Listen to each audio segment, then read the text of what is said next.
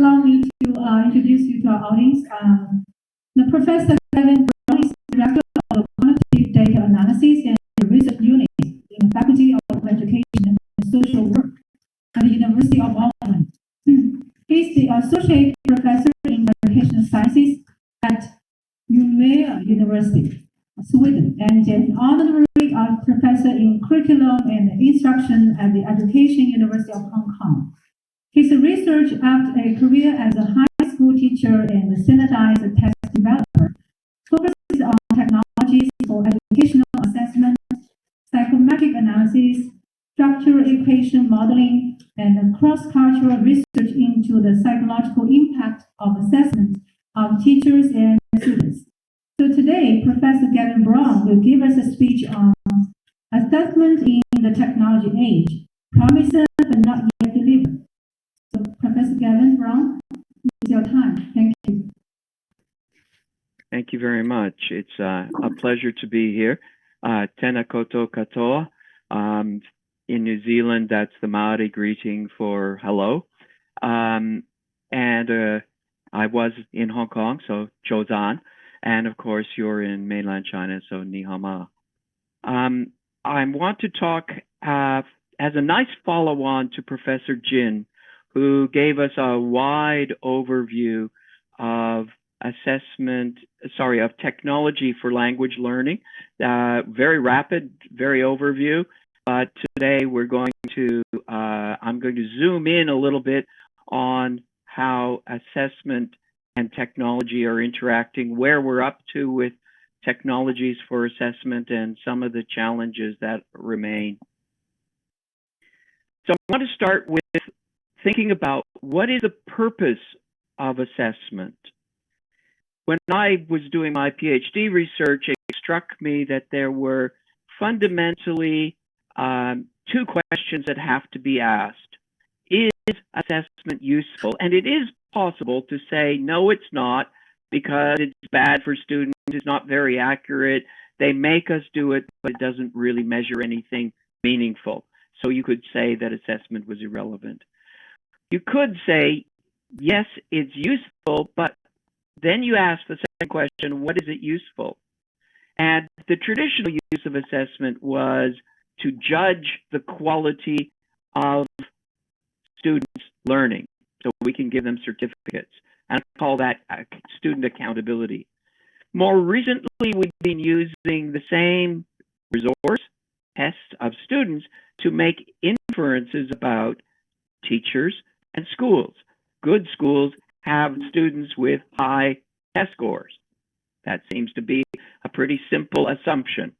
Of course, it's not true if some schools get students from the bottom of the pile in terms of academic background or socioeconomic background, and other schools only get the rich kids. So it leads to some irrelevance. But as an education person, the idea that interests me most is the answer that says, yes, assessment is useful because it helps us improve what we do as teachers and what students do as learners. Now, my colleague Sarah Bonner, in her chapter, developed this really nice diagram that shows the tension between teachers who are interested in using assessment to improve their instruction and student outcomes versus systemic pressures where public exams or using tests to judge the quality of schools or teachers puts pressure on teachers. And the first known effect of accountability, when the system says your students have to get high scores, your class is expected to get a high score, is that teachers will comply with that judgment. And that tends to press very heavily on their personal beliefs. So a lot of teachers are involved in assessment for reasons that they don't really believe in, but they have to go along with. And that creates a real tension for classroom practice. The formative process can be either teacher-centric or student-centric. And you will hear many enthusiastic, especially higher education researchers talk about the importance of a student-centric approach to formative assessment. My view is much more teacher-centered because it's a teacher who's responsible for designing the teaching goals, the planning of the materials, setting up the teaching activities, running those activities, giving input to students, monitoring how students are going, and then using that information to revise what they're doing in the classroom, seeking professional development, or getting extra resources. So I'm very much in that teacher-centric world. However, if you're strongly in the world of self-regulation of learning, then you would be looking at assessment from a much more student-centric point of view, which says, what are my goals? What are my motivations? What are my approaches? How do I perform? And how do I use that feedback to change my studying, hopefully to change my goals positively, or to revise my emotions? So the purpose of assessment really matters when you're designing technologies. And of course, it's not just in the West, it's also in China. You have the strong pressure of the Zhongkao and Gaokao on students. And in that picture, I show this regularly. A university student in Hong Kong drew this picture with very good grades, top 10 performance, but the parent is unhappy because he's not in the first three, and the student is very unhappy. And I show this, and all my Chinese audiences nod and laugh because they go, yes, you don't understand. That's the world that we live in. But at the same time, China has had a strong policy emphasis on using a set of making education more than just high test scores. My colleague, Professor Gao Ling Yao, who's now retired from Huanan, found this 6 levels of purposes for assessment. And top of the scale was becoming a better human being, much as perhaps the 3 goods, the 5 loves, and the new basic curriculum are suggesting. So even in China, there is pressure between high scores, external accountability on students and teachers, and using assessment to become a better person, to become a better learner, to become a better human being. So when you're designing assessments and their technologies, you have to choose what is your priority and what can you live with. Is it to help teachers do the best possible job, help students do the best in the world, identify what the best students in the system and reward them, identify and get rid of poor teachers and poor school leaders? Whatever your purpose will have an impact on what you want and what you get. And I'm here to recommend, perhaps from my romantic Western ideas, that you'll get the best results for society, for students, for families, for teachers and schools if you focus on how can we help people be better and do better rather than punishment, evaluation, selection, and rewards. So, the technologies that we currently have, are they good solutions? Well, we've developed a lot of technologies and software that allows us to examine the process of scoring student work. And that's what psychometric rating technologies are about. We've got lots of these statistical techniques to examine whether you're getting a low score because you got the means marker rather than the strong soft marker, whether the subscores that we use for diagnosis are actually valid. We use tests, we have technologies to find out if tests are fair and unbiased across different groups of students. We're developing better and faster marking with online administration, especially of multiple choice tests, and as Professor Jin mentioned, automatic essay scoring. And we're getting better at more accurate score estimation for selection and ranking purposes, such as using computer adaptive testing and being able to detect if students are making an effort because if they're not trying, maybe we can use technologies to prompt them, to remind them to keep trying. And these new testing technologies involve such things as automatic item generation, so that multiple choice questions become 10 to the dollar instead of $1,000 per item.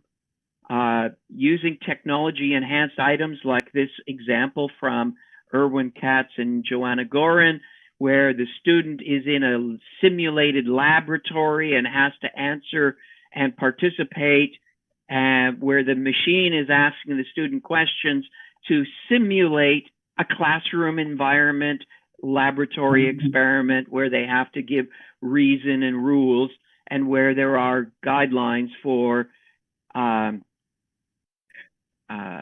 simulating the way scientists work. There's technologies for when you're administering a test across multiple time zones. Of course, that's not a problem in China officially, where it is in the Western countries, where a test is scheduled at 7 a.m. in Washington, D.C., that's something like 4 a.m. in California. And so they can adjust the timelines so that you get fair administration for all. You've got lots of new technologies for automated text marking and natural language processing. The GPT-3 language processor can now create text, which means how do you know that this text that was submitted to you is a genuine text or is something that a machine wrote? Always an interesting challenge. And of course, we're now in the world where learning analytics are working, and people are trying to apply these technologies to educational assessment. And this involves linking various data types into a predictive model and scoring engine in what most people call a black box, where we really don't know what it's doing. And this causes real problems because it's well established that data cannot and do not explain themselves. The answer is not, the data does not give you the answer. Theory and interpretation of the researcher gives the answer.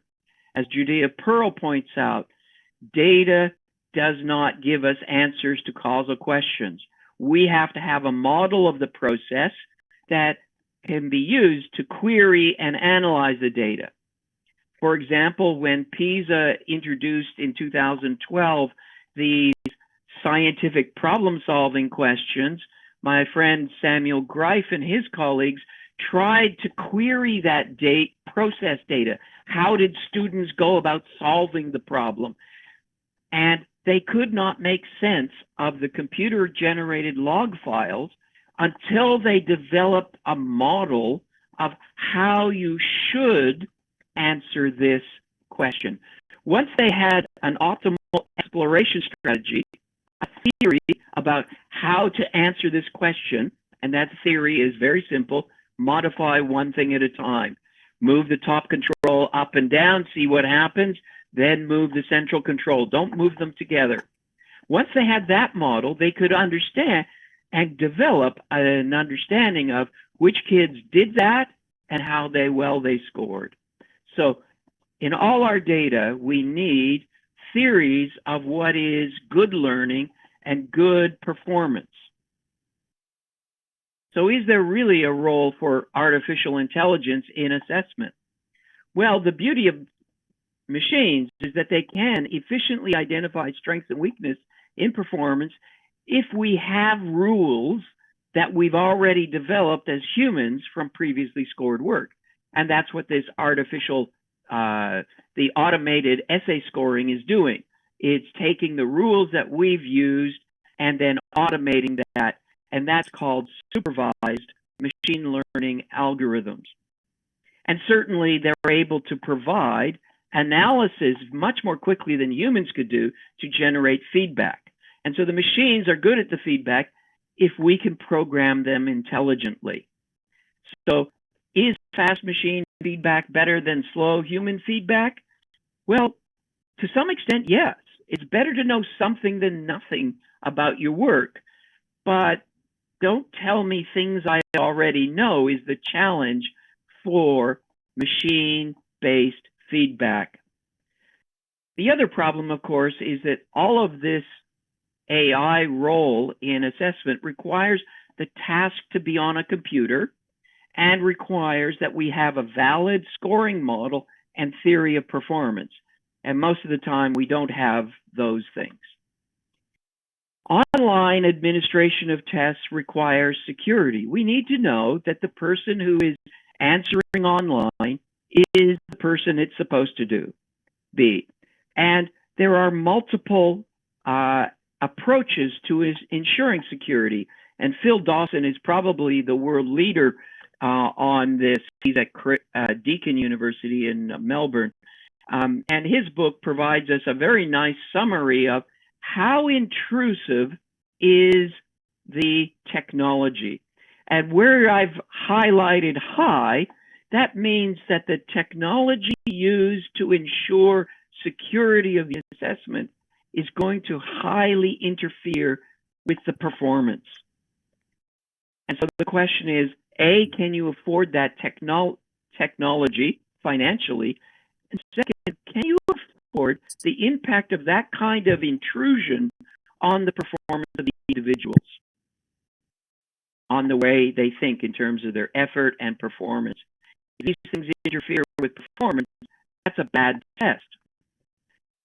And what we really want, in my view, is to ensure that all students are taught how to be honest. The problem, of course, with all this technology is that a lot of assessment happens in classrooms of a teacher in front of a group of kids, and she has to react in the moment, on the fly, to answer what's going on and respond to student learning in the here and now. And I don't know what China is like, but in the West, most school teachers aren't very good when it comes to dealing with numbers, which means that there are huge problems of how do we develop technologies that help student teachers with assessment in a classroom environment where the goal is, what should I do or teach next, and who needs to be taught that next? Because nobody needs to think, and I don't know which people need what. And that's what assessment is supposed to do.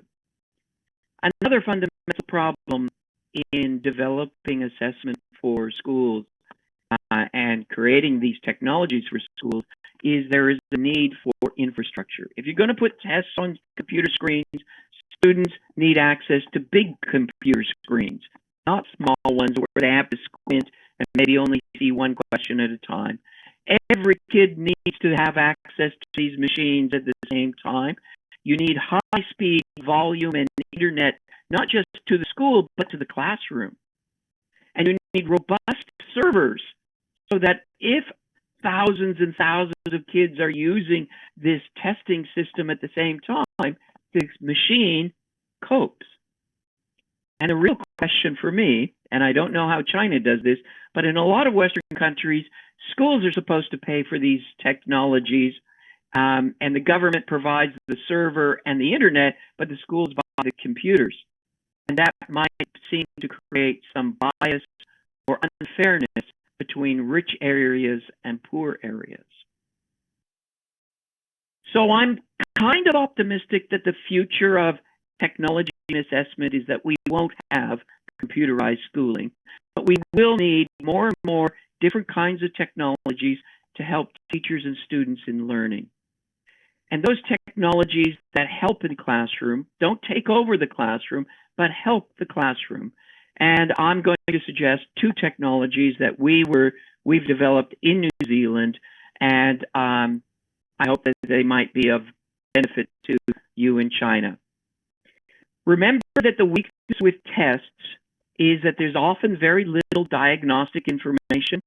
Tests give total scores, they give rank order scores, but they don't give that diagnostic information so that the teacher knows who needs to be taught what next. And often the timing of these tests is out of the control of teachers so that it happens too late in the school year or the reports come back late in the year, and teachers are supposed to be able to understand the statistics. And all of this is a real challenge. So in New Zealand, we developed in the early 2000s incrementally a system that was first on local computers and then local area networks, and now is a web-based application, moving from paper to computer adaptive, moving from primary school to secondary school. And it was designed so that teachers could answer different questions. How are we doing? Who needs what? Who goes with whom if I'm going to group them?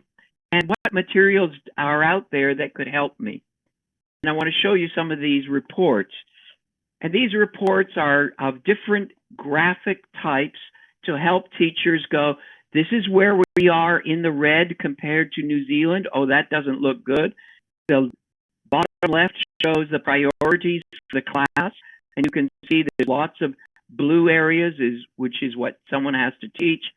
The top right shows groupings of kids so that a teacher can go, here's a group of kids I can put together. And the bottom left, right is an individual student report that I can share with a parent and with the student to say, congratulations, the stuff on the left, you've done well. On the right, there's some problems with the bottom ones, but I'm going to teach you the stuff in the blue things.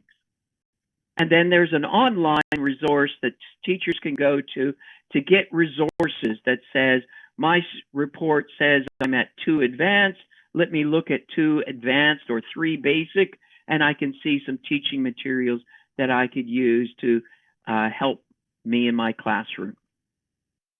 My colleague Paul Denny at the University of Auckland has developed a system that's free, open access called Peerwise, working with the technology and the principle of testing yourself helps you learn. I think China students would agree with that. And so this is a system where students write questions in their course, they upload them to Peerwise, other students in the same course answer them, they can even comment and evaluate each other's questions. And Paul's research has shown that students who do more questions tend to do better on final exams, so that students can learn from the peer feedback. The only weakness, of course, with Peerwise is it's all multiple choice questions, but perhaps that isn't a problem in China. Electronic portfolios is an area I've had collaborated with students who are in Adelaide and my own students at the University of Auckland. And often teachers forget that if you're going to use an e-portfolio, you have to have a purpose. And my purpose, I recommend strongly, is breadth, depth or specialization, and development, which shows I was bad at this and how I got better, which then shows students you have to add material and a commentary, a reflection on how your portfolio shows that you've demonstrated breadth, depth, and development. Unfortunately, the state of technology with e-portfolios shows that there's very little support for feedback between peers and instructors and little insight as to quality. They're great for collecting data, but not so much for assessing.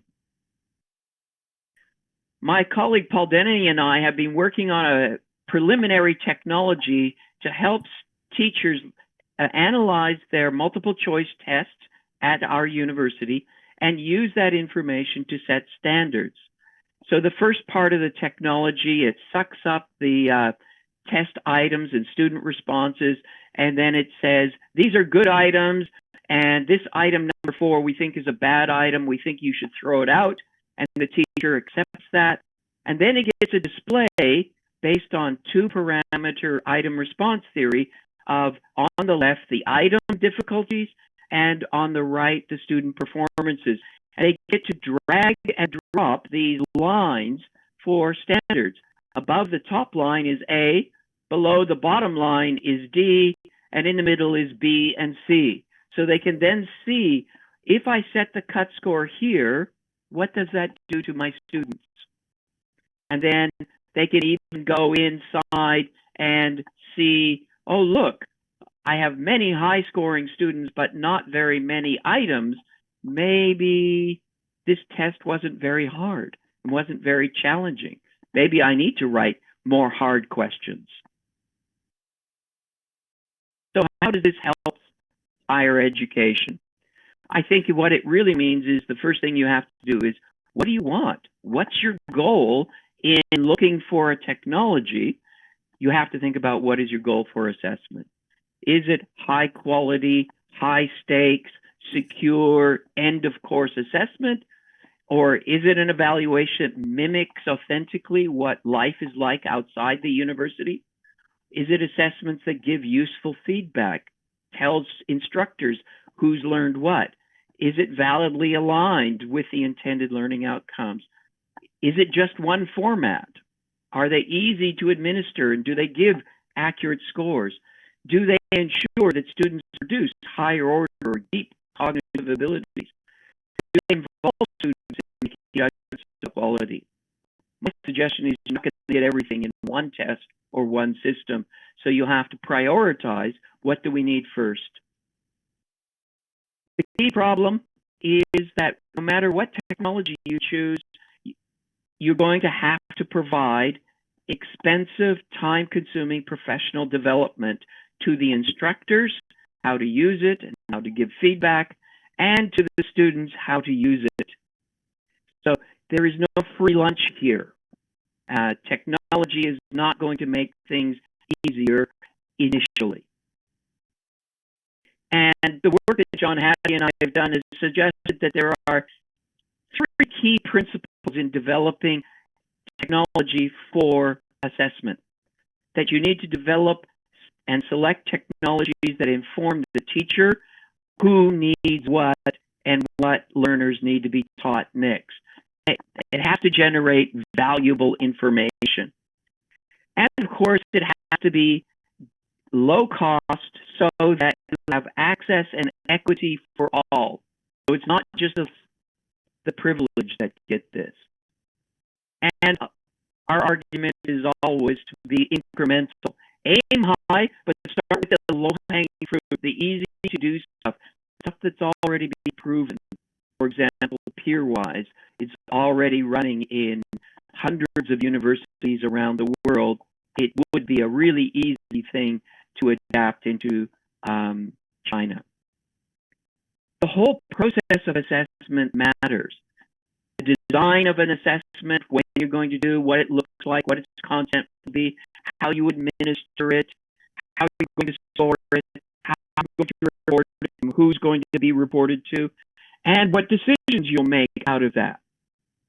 All of that is a complex process. And machines and technology still can't do all of this. You need the humans. But the humans need support.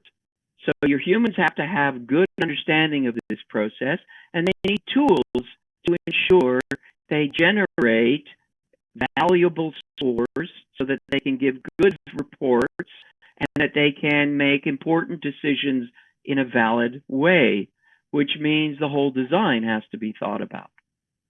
So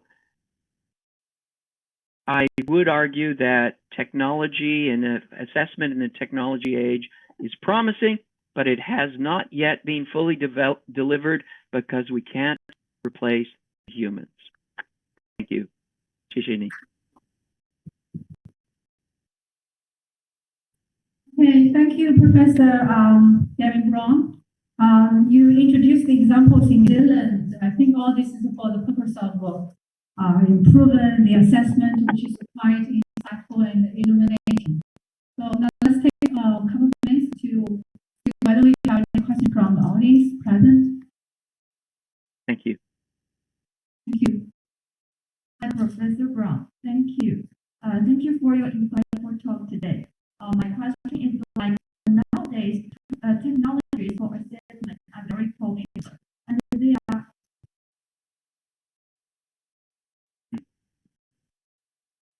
attracting attention in the field of education. And I find in our teaching and learning, we use more in formative assessment.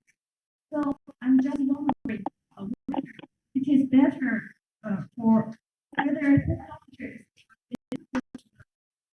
of evaluation better than for formative assessment? Thank you. Okay, it was difficult to hear your question. I think you were asking about the formative and summative technology use. Is that correct? Yes. Okay. Clearly, it is easier to create assessment technologies for summative. That's easy compared to formative. But what will increase student learning is better teaching informed by better information from assessments that actually provide information that teachers need. So the valuable stuff is in the formative, but it's the much harder thing to do.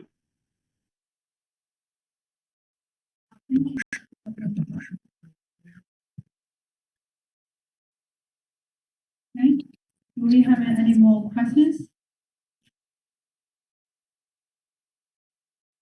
Right.